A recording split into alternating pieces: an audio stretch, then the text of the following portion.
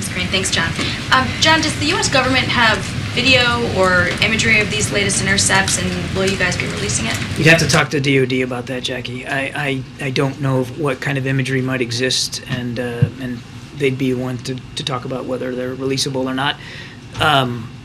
Obviously, certainly with respect to the spy balloon, we want to make sure that we are gleaning what we can from this imagery so that we can answer your questions better.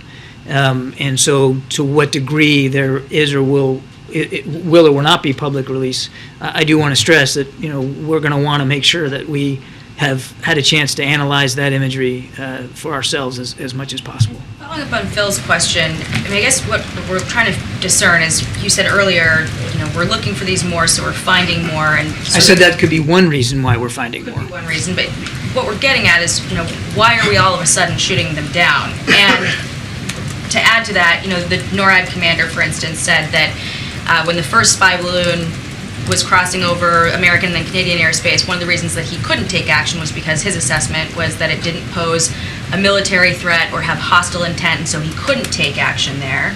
It seems like maybe that protocol has changed, or his ability to make that call where there is not an imminent threat militarily or physically might have changed. So can you explain to us what changed? Why are we shooting them down all of a sudden?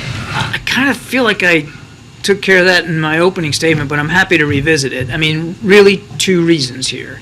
And these are certainly in both cases, they're different. I mean, I think we need to separate the Chinese spy balloon. We knew what it was. We knew where it was going. We knew what it was trying to do. And by not taking it down, I mean, that was also a huge payload. Like I said, the size of 3 school buses. So really the option of shooting that down over land wasn't a legitimate option, because somebody really could have gotten hurt. And we used the time available to us, knowing what this thing was all about. We used that time to study it, to learn from it, to collect on it, then taking it down at the earliest opportunity in the water. And we have retrieved some of that debris off the bottom, and we're studying that. Hang on a second, I'll be right there. So let's separate that from these other 3. And these other 3, what are some of the differences? Altitude's a big difference. Is that the threshold now? A risk to civilian aircraft? Let me get through this. And then altitude's different. The Chinese spy balloon was at 60,000 plus, well outside commercial air traffic concerns. These 3 were right on the border of it. So there was a legitimate concern there. Chinese spy balloon, we knew exactly what that thing was. And we knew what it was trying to do. And we saw it, Jackie, as it slowed down, sped up, maneuvered a little bit, trying to get a look at what we believe to be sensitive military sites. These other 3, they didn't have propulsion, they weren't being maneuvered, it was basically they were being driven by the wind. We don't know for sure whether they had a surveillance aspect to them, but we can't rule it out. So there was enough uncertainty there that, again, out of an abundance of caution, doing the prudent thing, the president directed that they get taken down. And I get where you're going. Is this the standard going forward? And we're gonna dive into this. We're gonna learn from these 3 events. We're gonna continue to study what happened.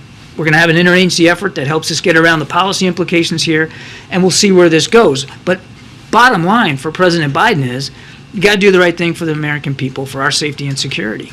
Is it strange that no one's claimed these yet as theirs? I can't say whether that's strange or not, since we're sort of in uncharted territory here, no pun intended. But we don't know, and I suspect that go ahead. I'm basically done. I'm basically done.